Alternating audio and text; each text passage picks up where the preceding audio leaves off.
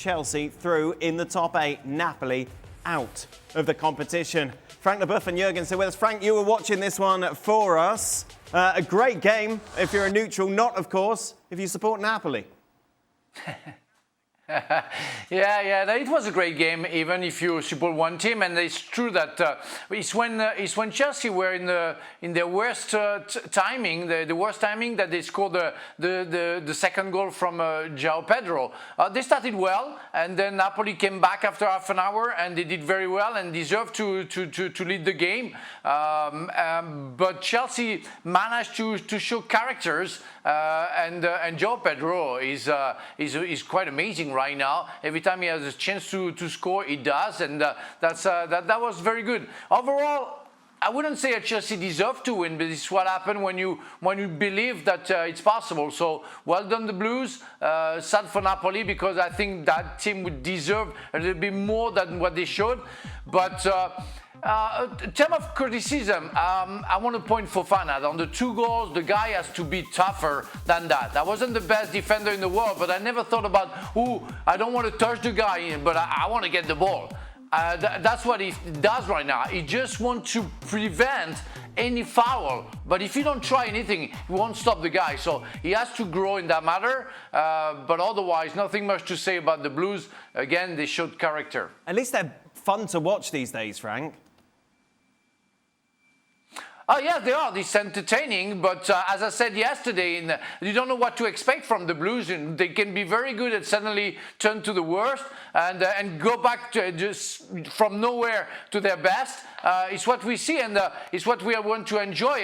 And as you said, in the neutral point of view, it's enjoyable because you see goals, you see fouls or mistakes, but it's always entertaining. Jurgen, Antonio Conte is one of the best domestic managers of his time. When you take a look at his resume with the leagues that he's won, yeah, in Europe he's rubbish. Why? Well, no, I wouldn't say that. You know. I think Antonio obviously, you know, I mean, the work he's doing in Italy, and I follow obviously Italian league very closely, is outstanding. He's done a tremendous good job in his time there with the different clubs that he coached. I don't know why they cannot get the consistency they need to in the Champions League this season, and that's where they struggled. You know, they never collected the points from the beginning on to get into in a higher bracket of the table, and that's what they obviously internationally will kind of claim him for. For me, he's a very good coach. There's no doubt about it, but obviously this is not going his way with the Champions League. In the Italian Serie A, he's still in the race. I mean, anything is still possible there. But it's for a club like Napoli, with the dreams that they have always in that special city, it's a big disappointment. The fans will take it well, though, won't they, Jurgen? The fans are very particular in Napoli, and obviously Antonio knows that. Yeah, I mean, they will get over it as long as you kind of challenge still Inter in the title race. Yeah, of course. They've got a long way to go there. At the moment, the defending champions. Stevie, you watch Chelsea, and you think, it isn't that difficult, is it? To have João Pedro where he is, up top, instead of messing around, as we saw Maresca do. Yeah, I don't understand how he's found himself flip-flopping between the two positions, because clearly when he gets in the positions we saw today, he can finish. So why would you not have somebody who can finish as high up as that? So that is a head-scratcher. Another head-scratcher today, though, I've got to mention, why was Reece James playing centre-back?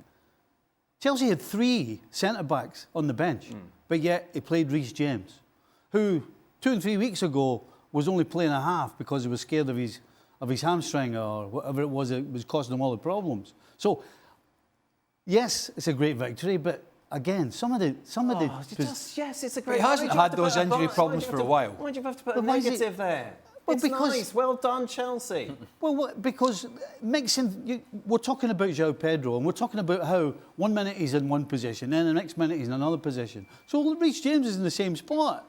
1 minute he's centre midfield, next minute he's right back, next minute he's centre back. You know. Just trying to be positive. I'm just bringing it up. I just find it strange. But he's a player that you can do that with, you know. And if he makes centre back, though. Not centre back. Well, they just won the game. They just won the game.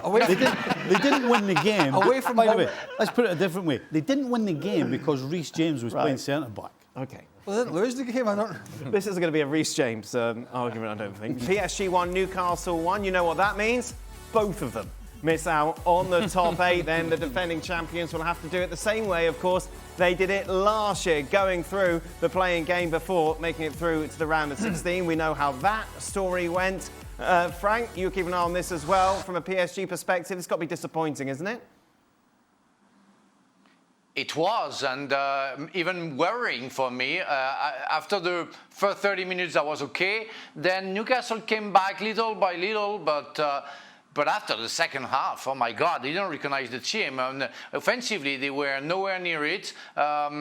Newcastle, as we saw at the end, had a big chance. I think Barnes was maybe offside, so we will never know, but whatever. But many times I thought that Newcastle would win that game because Paris Saint-Germain weren't very tuned in defensively and didn't create anything offensively. And that's not the Paris Saint-Germain that we used to. We normally see, and last season they were going up. Now I think comparing to what we have seen at the beginning of the Champions League, they are going down a little bit. So there are problems with the goalkeeper, the two goalkeepers. Luis Enrique doesn't really know whether he's going to choose Sofonov or Chevalier. But at front, Dembélé had a bad game today.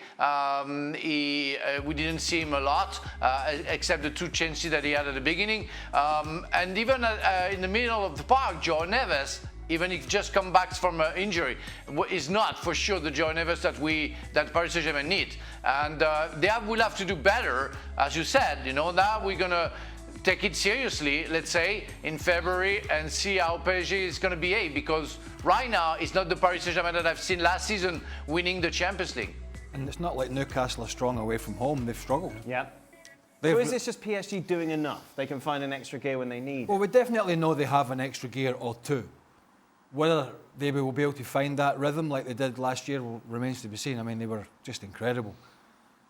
The way that they all performed last year, the back four, I'm talking about from January onwards, the back four, the midfield three, which had Fabian Ruiz in it, and then that front three or four or five, whatever ones they use, but especially with Dembélé through the middle.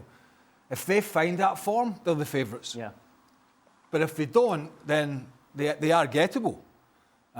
So again, the question is for Luis Enrique is it just a matter of clicking at the right time and peaking at the right time of the season, or have they got problems this year that they didn't have last? We'll see. Surely with the experience of last year winning it, they should be head and shoulders, shouldn't they, above everybody else, given the quality that's there when everyone's on form? Well, it would seem the obvious thing to think, but, things change, players' form changes. There's little things that can go wrong that all add up, and then you see the problems they're having. Listen, they're clearly having problems. This PSG side, the fact that they're not in the top 8 is a complete head-scratcher for most people, let's be honest. But we've seen them again tonight against Newcastle, where, yes, they were for half an hour brilliant, but then for the next hour, they would just look like a half-decent European side. Yeah. So, yeah, I mean, obviously it'd be hard to put your money on them, but I still wouldn't fancy playing against them when it comes to the big game. What we saw from this team at the turn of the year, and they got hot. Part of getting hot was work rate. Part of getting hot was pressing the ball together. And at the front of all of that, and we would highlight it and talk about it and analyze it and say, look at Dembélé, leading the line for this team, pressing the ball, forcing turnovers, or at the very least making the play predictable so that then you could defend with a second line of pressure. That wasn't happening today. So we assume that they can turn this thing on. We assume that they got it in them because we just saw them do it last year. But attitude, work rate, sacrifice, teamwork, all the things that were very good about PSG in their run to Champions League, they were not all that clear to see today. That has to improve. How concerned, if at all, would you be if you're Luis Enrique, Jurgen? I wouldn't be concerned at all, to be honest. I mean, if you look back just a half a year, they played the the Club World Cup. They played then, obviously they won the Champions League. They had pretty much no vacation. Then they go into the season. They struggled in the beginning of the season to get their rhythm then, and then slowly they picked it up. Then, you have now this Champions League format that has a couple of more games than ever before. So I think, he knows his team the best. He sees them kind of in their, inconsistency a little bit, going up and down. But I think it's normal. Now we're in end of January. We have now Champions League games in January, which is crazy enough. And we go towards the end of the season where at that end is then the World Cup waiting for you.